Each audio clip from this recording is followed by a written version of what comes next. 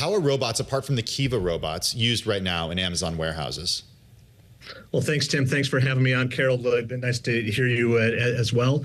It's always a pleasure to be on the show and talk all things robotics and tech with you. Indeed, the age of physical AI is here. Amazon is building our physical AI systems to help better the customer experience, expanding our selection, lowering cost, fueling the faster delivery times that we know our customers love. But given your question, think of the very practical, everyday experience where we're doing this at a very high reliability and scaling this where we're shipping millions and millions of products every day here for the holiday season. It's really exciting to see. It's very real. It's very practical, and it's something that we're very proud of in what we're doing with our employees. All right, we want to talk about this. You know we do, and we will. But I do want to pick your brains because I always feel like I learn so much, when you join us. Bring it.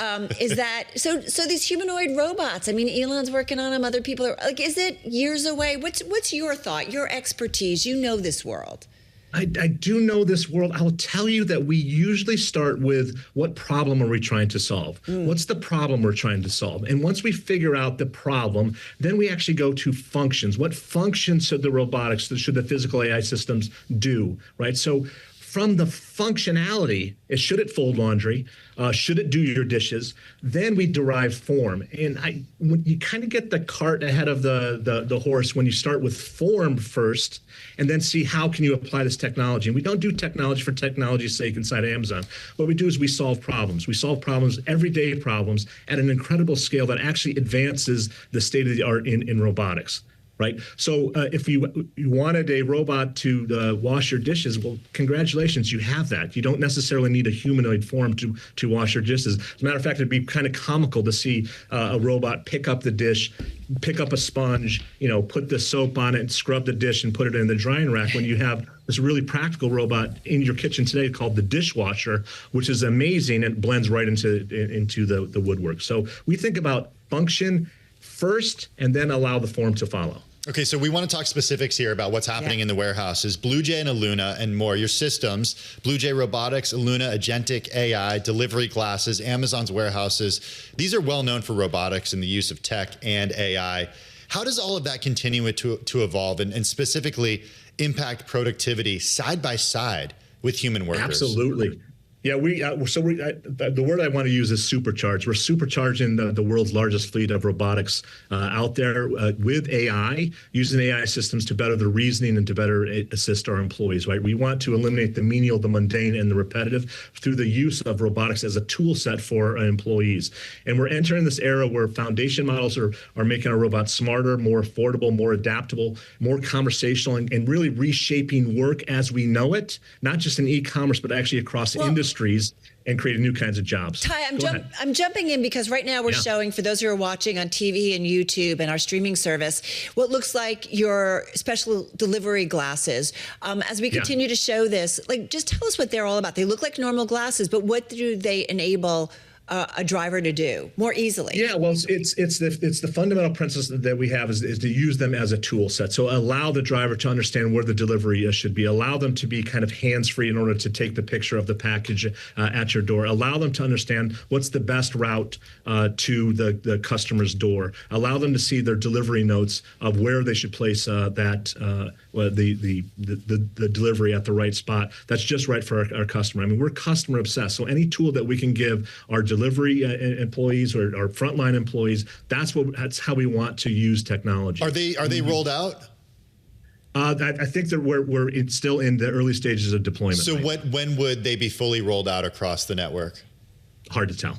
Would it be within a year, maybe within 2026? Yeah, we are a pretty, once we get to the alpha and beta deployment, it's typically within about a year that you'll see this starting to roll out. And we take a very measured approach when things roll out.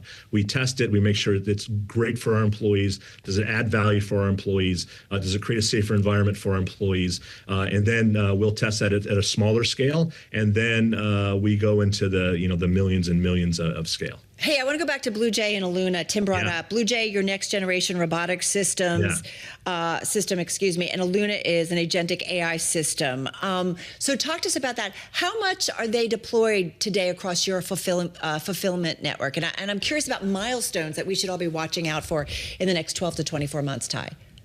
Sure. So at Luna, we're actually using kind of in a monitor only manner right now during peak. Right, we actually just went through the peak of peaks where we have our largest outbound happening just actually yesterday. And what Luna does is it gives operators a complete real-time view to help guide their every move. Right. So think of many dashboards now can be consolidated into human consumable text, human consumable recommendations of how to actually deploy the network and how to deploy various robotics inside that building in a way that it gains these more efficiencies. So we're seeing that. That is rolling out today. And then we're really excited about Blue Jay as well. You can think of this really for our same day network. That's a growing network they have inside of Amazon where we're getting the goods right to the customer's door in a matter of hours. What Blue Jay does is it really indexes on a smaller footprint. You can think of this as three assembly lines kind of combined into one, where we have robotic arms picking orders for our customers out of our containerized storage systems and allowing those to be delivered right to the customer's door. That's really an exciting time. So if we think about this time right now, the holiday peak, where people are trying to get stuff as quick as possible, specifically, where does the tech that you just outlined have the biggest impact? Is it smoothing labor variability, preventing bottlenecks? Does it improve on-time delivery metrics? Is it all of the above? Is it something I didn't even mention? Yeah, it is all the above. Plus, what it's allowing us to do is really exception handling, right? When we think about robotics, and you think robotics and physical AI at scale, when you ship millions and millions every day, just 1% of exception handling can kind of eat your lunch. So any tools that we have to help us with the exception handling, maybe one of the systems is not picking up a particular object right. So that learning needs to be propagated through our other manipulation systems. Or maybe a mobility system is having some bottlenecks because of the way the inventory is stored inside of the building. People have really good skills of critical reasoning and critical thinking and using common sense.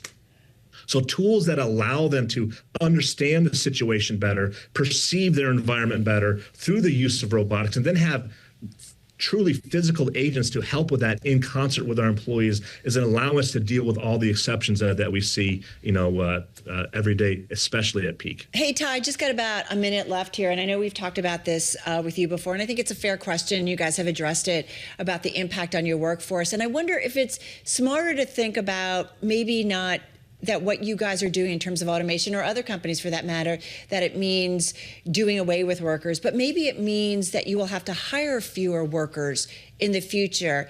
Is that fair? Well, first of all, Carol, any question you ask is fair. So I think it is fair to always ask those questions, and we should always kind of,